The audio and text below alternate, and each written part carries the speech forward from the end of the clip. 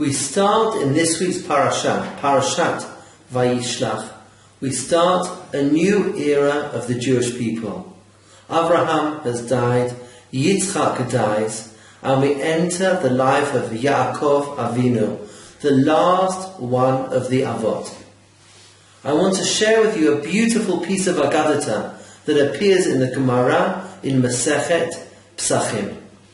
The Gemara tells us that each one of the Avot, each one of our forefathers, Abraham, Yitzchak and Yaakov, each one had a unique way of communicating with God.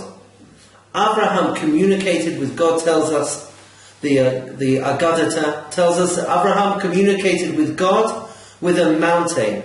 As the verse says, Asher ye'amer hayom bahar Hashem yira'eh. As Abraham says that God appeared to Abraham Avinu on the mountain, the Akedah. And the metaphor of the mountain is wholly appropriate for Abraham Avinu, who climbed the mountain, who struggled and worked hard in order to discover God. And then he stood strong with pride, like a mountain, to protect or to proclaim God's existence to the rest of the world that had not yet discovered him. Yitzchak tells us, the Midrash, Yitzchak's relationship with God is like a field. Vayetze Yitzchak lasuach basadeh. Yitzchak went and he encountered God in the field. What's a field? A field is a large, vast, open space. No structures, no landmark, no identity. Just miles and miles of anonymous, empty space. Yitzchak Avinu communicated with God, discovered God with the power of humility. And Yaakov Avinu, we're told in this week's parasha, Yaakov Avinu discovered God in the house, Babayit.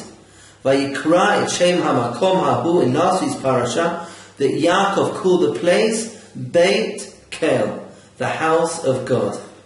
The words Beit Yaakov, the house of Yaakov, appear 15 times in the Tanakh, because Yaakov understood the relationship with God, where Yaakov Avinu met God, was not in the mountain, it wasn't in the field, but Yaakov Avinu met God, encountered God, Babayit, in the home. Avraham Avinu led to a Yitzchak Avinu. Yitzchak Avinu led to a Yaakov Avinu. But Yaakov Avinu led to the Jewish people. The security, the power of the Jewish people to survive, to continue until this day, is through Beit Yaakov. That Yaakov Avinu taught us that we encounter God not just on the mountains and not just in the fields, but we encounter God in the home.